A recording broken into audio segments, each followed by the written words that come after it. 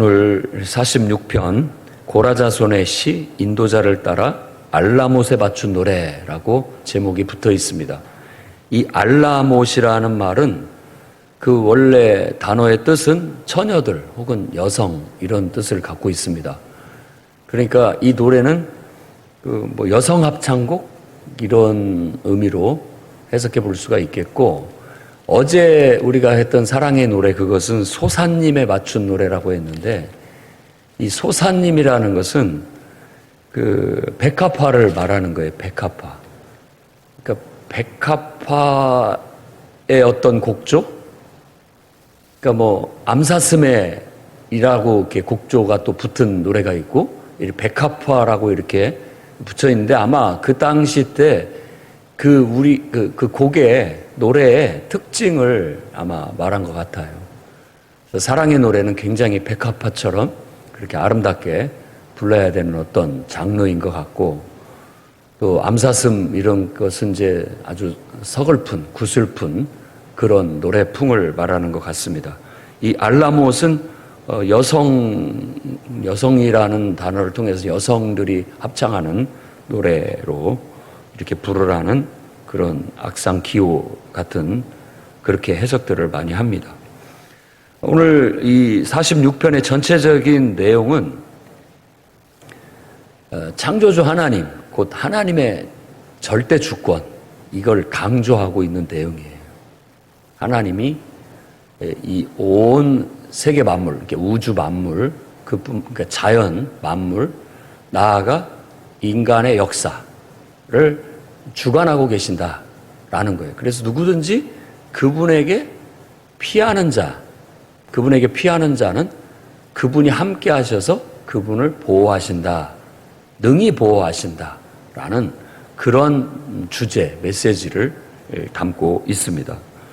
셀라라고 나오는 부분이 세 군데 나와요. 그러니까 이런 것들을 굳이 구분을 한다면 셀라가 나오는 부분까지를 1절, 그 다음 나오는 부분을 2절, 그 다음에 3절 이렇게 해서 이것도 3절로 된 노래곡이라고 할 수 있겠습니다. 셀라는 높이다 이런 뜻이에요. 그러니까 그 부분을 강조하거나 목소리를 높이거나 하는 그런 악상 기호로서 한 71번, 71번이 이 시편에 나옵니다. 근데 여기에서는 3번을 나오고 있어요. 그러니까 굉장히 이 셀라가 나오는 구절을 그 부분을 높임으로써 강조하고 그 다음 이제 2절로 넘어가는 그런 형태를 갖고 있는 겁니다. 자, 일단 하나님이 우리의 피난처다, 우리의 힘이다, 환난 중에 만날 큰 도움이시다 라고 말합니다.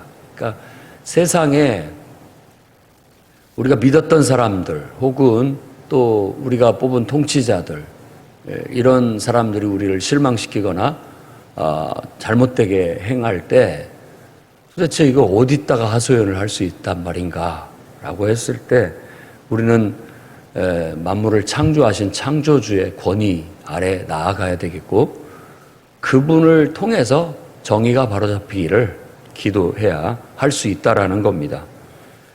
땅이 변하든지 산이 흔들려 바다 가운데로 빠지든지 바닷물이 솟아나고 뛰놀든지 그것이 넘침으로 산이 흔들릴지라도 우리는 두려워하지 않는다.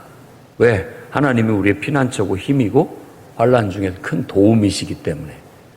이런 표현들이 얼마나 좋습니까? 하나님은 우리의 피난처고 힘이고 환난 중에 큰 도움이시다 라는 그런 하나님을 떠올리면 그런 느낌으로 우리에게 와 닿아야 됩니다. 하나님은 내 피난처, 내 힘, 내가 어려울 때 피할 나의 큰 도움이시다. 그 어려울 때 도움을 받을 그분은 하나님이시다 라는 우리의 신앙, 그런 신앙심으로 늘 하나님을 대하고 섬겨 나아가게 되면 우리는 흔들리지 않는다라는 겁니다. 여기서는 이제 자연의 어떤 혼돈 상태를, 산이 흔들린다라는 건 지진을 말하는 거고, 바다에 빠진다 혹은 바닷물이 솟아나고 뛰논다라는 건 큰 어떤 태풍, 폭풍, 파도 이런 걸 말하는 거고, 산이 흔들리고 세상이 혼돈 속에 요동을 쳐도 하나님을 의지하는 자는 하나님이 보호하심을 통해서 사는 사람들은 흔들리지 않는다라는 걸 노래하고 있습니다. 그 다음에 4절부터 이제 7절까지도 얘기하는 게 한 시내가 흘러서 하나님의 성, 그 지존하신 그분의 성소로 기쁘게 한다. 이런 표현을 쓰는데 이건 상징적인 거잖아요. 한 시내는 어찌 보면 예배하는 예배자 혹은 기도하는 기도자일 수 있겠습니다.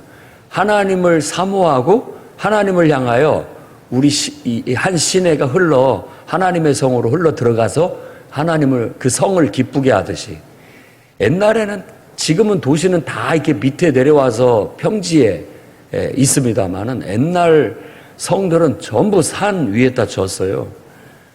그러니까 뭐 성지순례 가보면 터키라든지 그리스라든지 이 도시들이 세워졌을 때 옛날에는 방어 목적으로 다 산 위에다가 돌로 막 성을 쌓고 거기에 있어요. 제일 취약한 게 뭐냐? 물이에요, 물. 밑에 있으면 어디든 파면 물이 나올 수 있고 또 물이 흘러내린 근처에 있게 되면 되는데 산 꼭대기에 있다 보면 그 물이 없잖아요. 물을 끌어들이는 게 관건이었던 그런 문제죠. 그래서 이 시냇물이 이렇게 흘러 들어가는 것은 성을 기쁘게 하는 일입니다.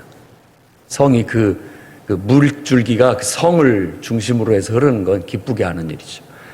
그런 어떤 이미지를 가지고 우리의 예배하는 사람, 그리고 또 기도하고 하나님을 사모해서 그분을 의지하는 사람이 마치 한 시냇물처럼 하나님의 성을 향해서 이렇게 흘러 들어가는 것으로 묘사를 하고 있어요. 예, 저와 여러분이 바로 그 시내입니다. 강이에요, 강. 시냇물. 내 시냇물이 기도를 타고 이렇게 해서 하나님의 성으로 흘러 들어가게 되고 그걸 통해서 하나님은 기뻐하시게 되고 그 기뻐하신 하나님께서 새벽에 도우실 것이다 라고 그렇게 말합니다. 그러니까 그런 기도가 하나님 앞에 시내처럼 흘러 들어가게 되고 하나님이 기쁘게 받으시고 그 새벽이라는 말은 빠른 응답을 의미할 수 있고 또 아주 칠흑같이 어두운 밤을 밝히는 응답이라는 의미로도 해석이 가능합니다. 그러니까 하나님께서 날 박자마자 바로 움직이셔서 우리의 소원을 들어주시겠다라는 그런 의미죠. 새벽은 큰 의미가 있습니다. 우리가 이렇게 지금 기도의 습관을 가지고 새벽마다 드리는 이것도 아주 큰 의미가 있습니다.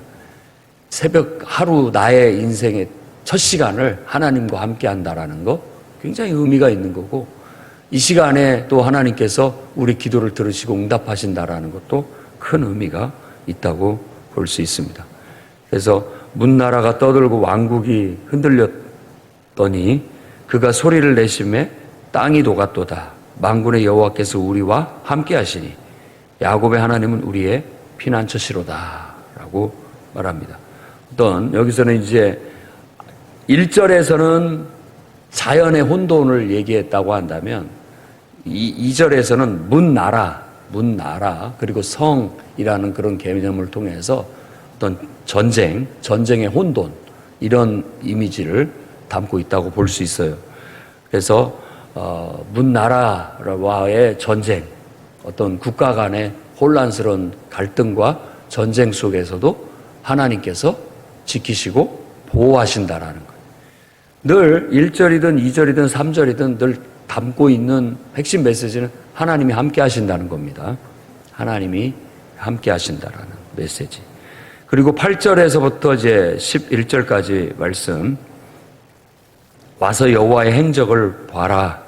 그가 땅을 황무지로 만드셨다. 그가 땅끝까지 전쟁을 쉬게 하시며 활을 꺾고 창을 끊으며 수레를 불사르는도다. 인생, 이게 이제 역사 속에 주관하시는 하나님의 주권을 얘기하는 겁니다. 그래서 하나님이 행하신 일을 봐라. 우리의 인생 속에, 우리의 역사 속에 하나님께서 전쟁을 쉬게 하실 수 있다라는 것. 그래서 너희는 가만히 있어 주가 하나님이 하나님됨을 알지어다. 이건 이제 성경의 하나님이 역사하시는 것을 지켜보는 우리들의 입장에 아주 훌륭한 묘사죠. 너무나 멋진 문장이죠. 너희는 가만히 있어 내가 하나님 됨을 알지어다. 우리가 하나님이 하나님 되심을 안다라는 것, 우리의 인생 속에 또 우리가 살아가는 환경 속에 하나님께서 어떻게 우리를 지키시고 보호하시고 하나님의 뜻을 이루고 역사를 이루어 가시는지를 깨닫는 것, 지켜보는 것.